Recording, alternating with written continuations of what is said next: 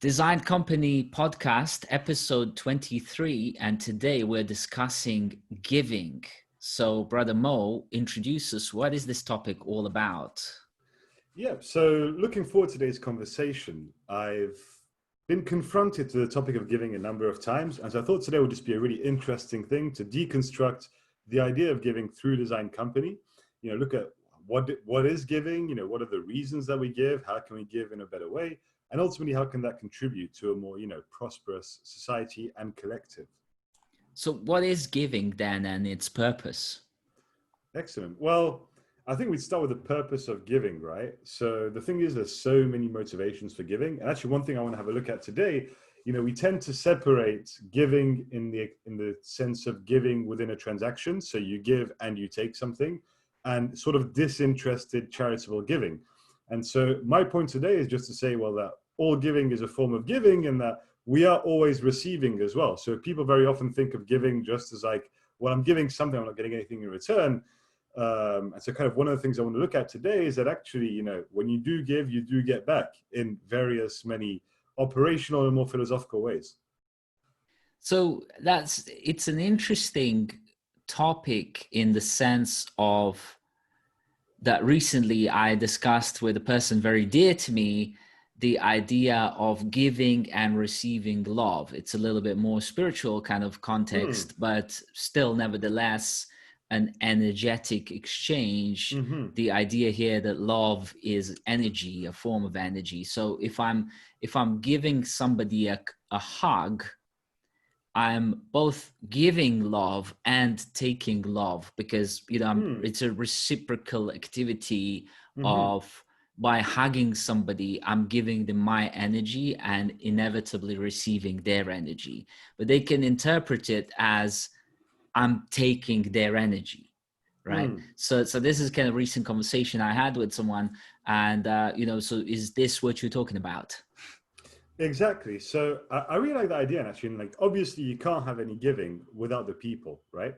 So the first kind of aspect I see to stay in what you're discussing, which is, kind of love, personal relationships. I think people are often looking to take what they can in terms of appreciation, respect, love, all these kind of things, but they forget that they can also be the source of these good feelings. And so I think one of the big sources of suffering today for humans is that there's a big tendency to try and take as much as you can without realizing that actually your appreciation, your time and attention, well, time is limited, but your human resources are nearly unlimited. And it really is up to you. Like, you can create significant additional happiness in the world just by giving of yourself. There's a really good Muslim concept I like, which is the concept of charity.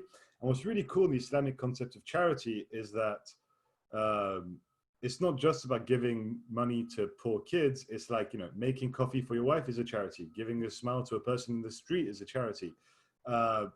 Helping someone out is a charity, And so I think this idea of just, how can I say this? Not seeking it's going to be paradoxical to what I'm going to say next, but giving without necessarily seeking an immediate counterpart. And really the play is if everybody in society moves towards a more giving mindset, well, ultimately everyone's receiving more. So this actually sits nicely alongside with a quote I recently stored and saved from a psychologist, Sam Vaknin, who says materialistic capitalism is a death cult.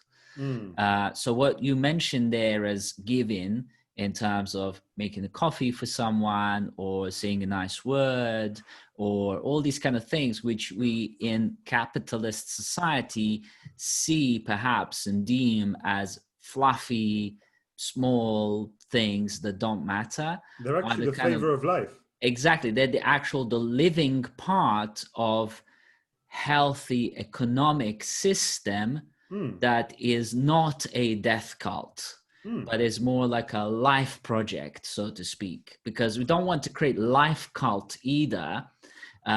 We don't want to create any kind of cult, really. But if there is a choice between death and life, I would want to go for life. And this is where people are not resources, they're not things, they're not products. Products are products. People are these living creatures, living beings that are really appreciative of somebody making a coffee, somebody passing a nice testimonial over, or thanking for things that have been done, and recognizing things that have been done, and so on. And that's all forms of giving, which is what you're saying. I'm just paraphrasing what you said. No, but it's good, you know. Paraphrase it to English, so that's always useful to explain in a different way. But coming back to the systematic thing you said, right? Let's look at giving in the context of a company, and a form of giving that is the most recurrent one we see. It's the employer giving a salary to the employee, and the employee giving their time in return. Now, what you often see is that there's a denature. In French, dénaturé. It's kind of like it gets perverted, right? So in very many dysfunctional places, you'll see places where the leadership is giving you your salary, you know, but they're kind of phrasing that and framing that as giving you your salary, as in like it's a charitable donation. Like, be grateful you're getting this money. You know what I mean? And one thing that's really occulted is the fact that they're not just doing that, they're also taking from the energy, the happiness, the life of the employee, right? So for me, in terms of like my personal value system on the business side, I'm a very big aficionado of the, first of all, paying it forward, right? So, I mean, you've done this so many times in your life, just helping people out without asking for anything in return. You know, this can be people that you might never meet again, but what you might find is during the hour or half an hour you're speaking with someone you never met before, you're helping them, you're actually learning new things as well, because like, you know, you're seeing the world in a different way, etc. But also potentially that person might turn up in 3 years with like, oh, let's do this, you know what I mean? Yes. So that's kind of on that side. And then on the more kind of formal business collaboration side, I really seek to have a healthy, mutually giving relationship. So first of all, like we're talking about the human level, appreciating people, just like, you know, sincerity, not like, oh, you're so awesome, but like really specifically thanking for specific good things that they've done, and trying to create this great environment. And ultimately, when we're discussing contracts, when we're discussing how we're going to work together, making sure that the company, Anya, gives them the resources they need, but more is kind of like entrusting them what's required to succeed, and that they don't feel that they're being taken, but they see a path to voluntarily give the best of themselves in how they work with us. And so this mutual giving, both in terms of resources and time, as well as on a human level, I think is what really puts us out there in terms of the avant-garde of companies in the way we're dealing with people and creating this self-sustaining, healthy environment. Yeah, I think, you know, this is all kind of life sustenance. And in spiral dynamics, the idea of being at the integral level of self-awareness, which is stage 7 of systems thinkers, eventually, you know, people get into this self-awareness of supporting of life in general. So there is more, even more than people. There is animals, living things, all that kind of stuff. And you actually start giving back to nature, because up to that stage you're mostly taken from nature. Yeah. Exactly. So it is all about, you know, becoming ultimately sustainable participant in human ecosystem. You know, can't take all the time, you also got to create. There is like also, we're talking about the business side. I just want to stop on the charity side for a second, and this actually fits in nicely with systems and innovation. So, you know, today we see a lot of charities like raising money, doing stuff with people giving there. So there's different forms of giving, right? First of all, I think we have to stop with these ads that pisses me off, like, you know, the ones like the small African kid that's like dying of hunger. I just feel like this is like an exploitation of human misery, you know, and I feel like a lot of the retail donors, people donating 5, 10, 50 quid a month to these organizations is often, okay, I bought my little piece of mind, you know, I'm good to go. Really, no, we need to help people understand that giving should be like an ongoing thing and not just your monthly donation to UNICEF, right? Second thing, we see these really big corporate donations. And again, I'm going to come back to the Islamic thing, because I think there's a lot of like really good philosophical concepts there in Islamic culture and, you know, Quran, obviously. There's this idea that, you know, charity isn't really worth much if it's charity that's done visibly, right? So for example, once I helped a friend of mine out with some groceries. I just sorted out the bag of groceries, didn't make it into a thing. I said, we're never talking about this again. And then that's it, right? We're not talking about it to our friends. It's just between us, done, right? And this for me is the real giving. It's like we should be giving without seeking to be seen to be giving, right? Because Yeah, that's yeah. what really creates a world where we genuinely care about each other.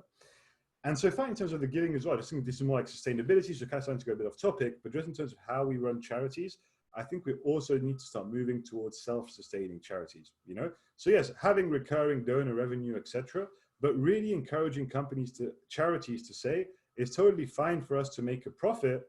That's not going to go to shareholder pockets, but it will help us ensure we can fund the organization and more activities throughout our life cycle. So this again springs about. It's an example in the money realm, but it's a giving thing and how the systems of giving work. I think it's the Somali community that have this thing where if somebody from Somalia wants to send somebody else, like usually their relative or someone like that, some money over, but all the way to the other side of the world, they have this network of people that are trusted enough to pass it hand to hand all the way from Somalia up to somewhere in New York or wherever and back down. And literally every penny will make it, and it will be, you know, it will be done. So that's quite powerful. And also what that brings about is the idea of directness of giving. So one of the reasons why I don't particularly like giving to charities is because charities are known in UK and in Western world to skim off anywhere between 70 to 90% of the donations towards the admin and actually kind of really thick systemic kind of processing aspects that don't actually make it towards the cause that they're supporting. So I very much like to give directly without expectation of getting anything back from that person, certainly.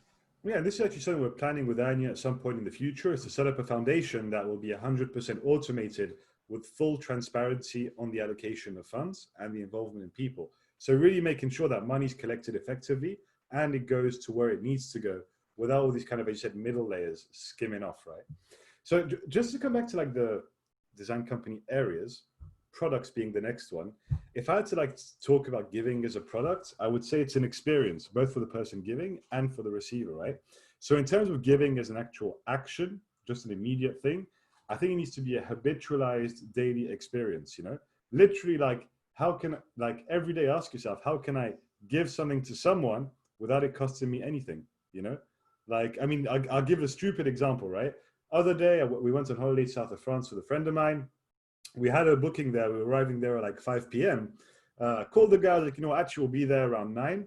It seems like nothing, but all it cost me was 30 seconds on a phone call, you know, but this guy, he's got like a whole like a vacation place to run. He's got various guests coming in and out, various activities. So just me, by doing that one action, I remove a bunch of stress and questions for him for the evening and let him deal with this stuff in the afternoon. And it costs me 30-second phone call. So this is kind of the asymmetric giving we need to be thinking about ultimately, is how can I achieve a really large impact for someone individually and directly without it costing me much? And I think that's the beautiful thing, is once I have people doing this, it's not a zero-sum game. It becomes an exponential return game, because what you can give to me is different from what I can give to you. And so if we're both giving to each other, it's just next level stuff, basically. Yes, and usually you'll find that every person tends to have some sort of abundance or even superabundance of certain type of resource that they tend to see as nothing special and so on, while the other person or a whole bunch of people would actually really, really like some of that resource. You know, it's endless times where, for example, in our local area, during round about this time, people have loads of apples, right, just growing in their trees, and they literally, those apples start rotting away. So they'll just kind of give them away in boxes in front of their houses.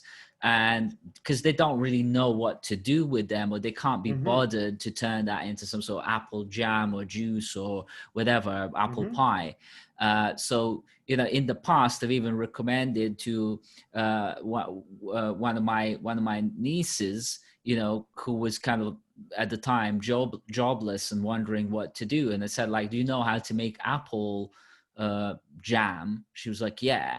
Was like, look at all this area is like full of apples that people don't know what to do with it. You could literally start an apple jam business for a local area. And she was like, I never even had an thought about that. I was like, yeah, because you're not really thinking about how you could basically, you could gift the other people the relief of their apples and say, I'll clear up all your apples.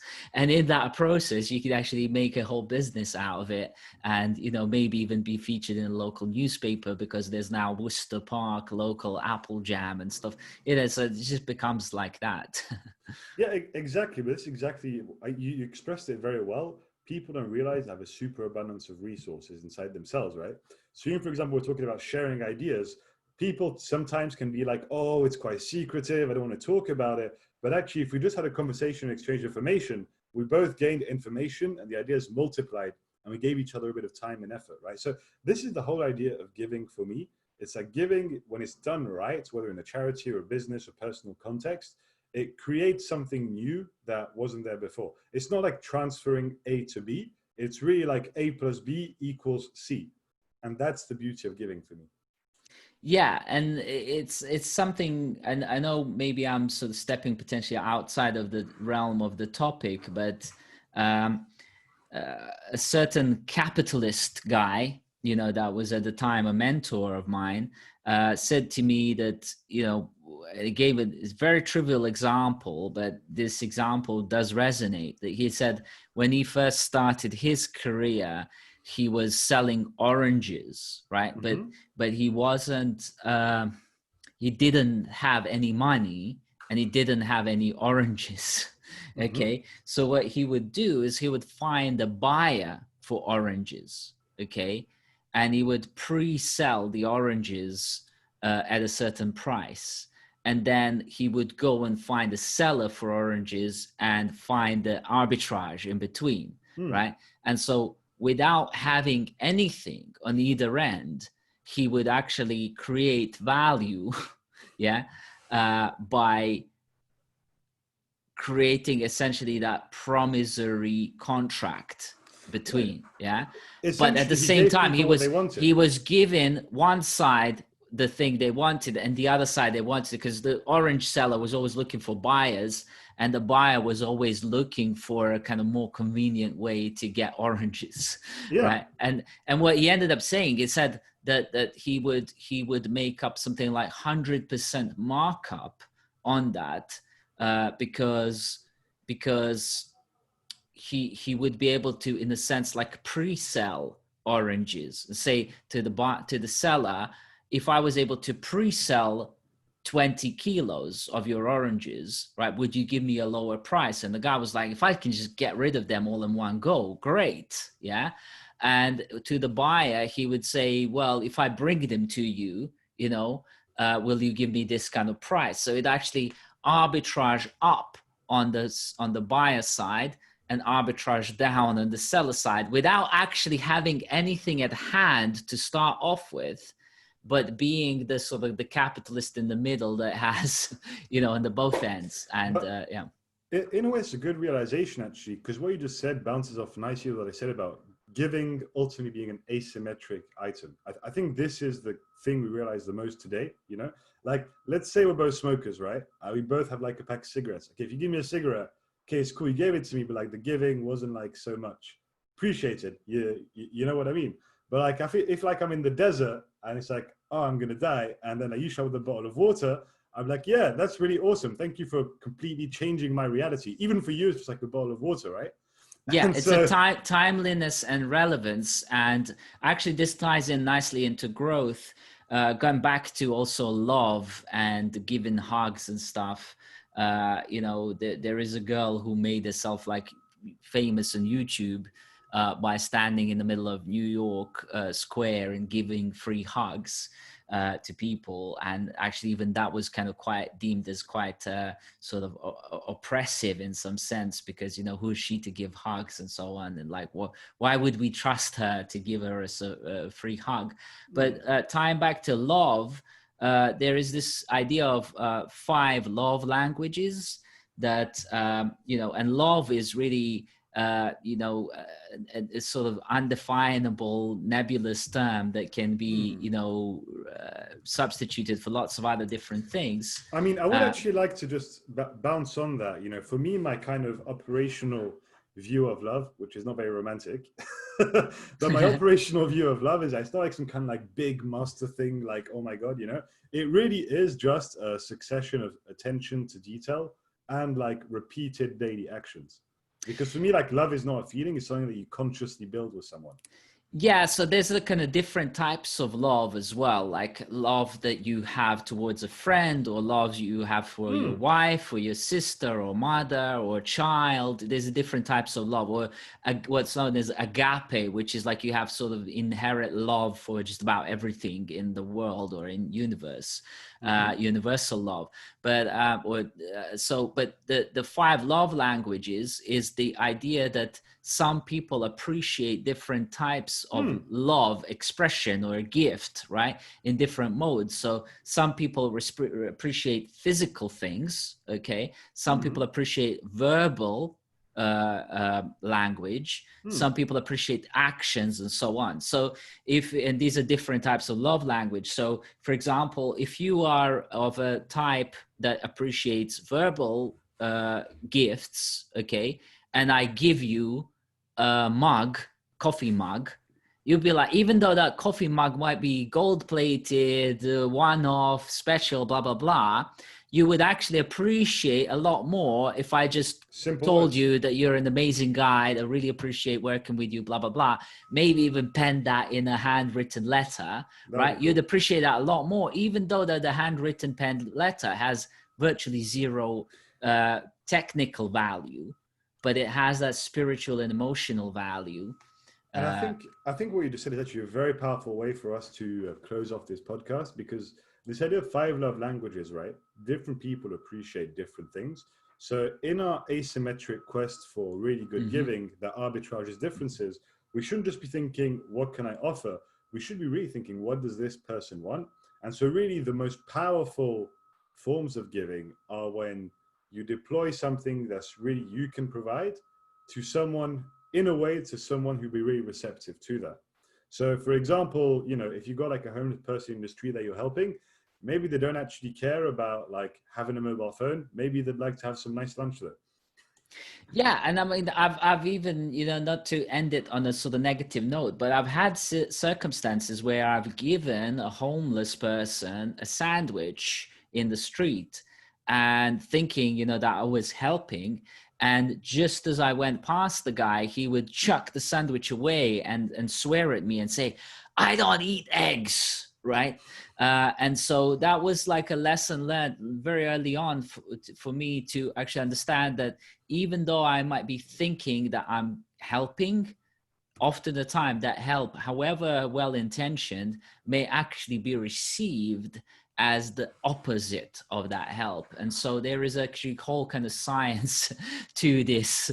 And, I've certainly, for anyone who is looking to soon get married or enter those kind of serious relationships, if you understand that your wife or future wife to be is a linguistic kind of love language person, then don't just kind of shower her with materialistic gifts, because she won't really appreciate that, and vice versa, so that'd be nice. Actually, the ROI on WhatsApp is better than the jewelry store.